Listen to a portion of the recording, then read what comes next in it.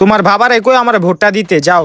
তুমিও বললো, তুমিও তোমার পরিবারে বললো। আচ্ছা এইলো ভাতিজা, তোমারে বাড়াই দিছি, ভোটটা কিন্তু এবার আমারই দিও।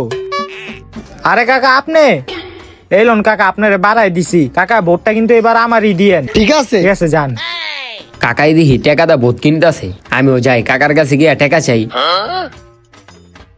কাকা আপনি কি ভোট কিনতেছেন? হ ভাতিজা, ভোট তো কিনতাছি, যে অবস্থা ভোট কিনা ছাড়া উপায় নাই। তাইলে কাকা আমার ভোটটাও কিনেন। তোমার ভোট আমি কিনবো, কিন্তু বাবা তোমার তো দেখতে পোলাপাইন মনে হয়, তুমি কি ভোটার হইছো? কি কোন কাকা, আমি তো ভোটার হইছি, নালে কি আমি আপনার কাছে আইতাম? আর হুনেন কাকা, আমি আপনার এমডি ভোট দিতাম, আপনার থেকে আমি টাকা লইতাম না। আমার একটা রোগ আছে তো, এই কারণে ডাক্তার আমার কইছে দৈনিক পাতা খাইতে, আর এই পাতা আমার হিমালয়ের থেকে আনতে হয়, হের লিগে আপনার থেকে আমি ভোটের টাকা চাইছি। আরে ভাতিজা, তোমার কথা শুনে আমার অনেক খারাপ লাগতেছে, দাঁড়াও।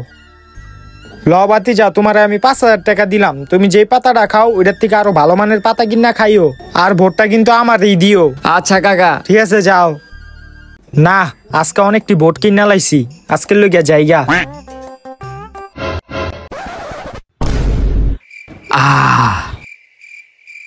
আরে বেটা, তুই এই পাতা খাস, তাহলে তুই আমার আগে কইবি না, তাহলে তো তোরা আমি 1,000 টাকা বাড়াই দিতাম। বানা বানা।